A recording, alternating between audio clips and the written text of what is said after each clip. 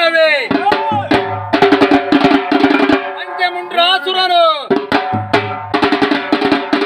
ನಯನವನ್ನು ಕಣ್ತೆರೆದು ನೋಡಿದಾಗ ಬ್ರಹ್ಮದೇವನ ಎದುರಿಗೆ ಬಂದಿದ್ದನ್ನು ಕಂಡವನಾಗಿ ಬ್ರಹ್ಮದೇವನಿಗೆ ಹಣೆ ಹಚ್ಚಿ ನಮಸ್ಕಾರವನ್ನು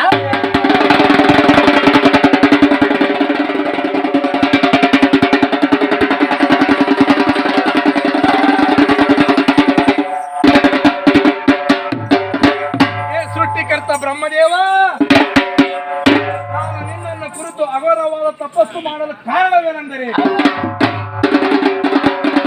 ಹತ್ತನವನ್ನು ಕೊಡುತ್ತೇನೆ ಎಂದು ಹತ್ತದ ಮೇಲೆ ಹತ್ತವನ್ನಿಟ್ಟು ಹೇಳಬೇಕು.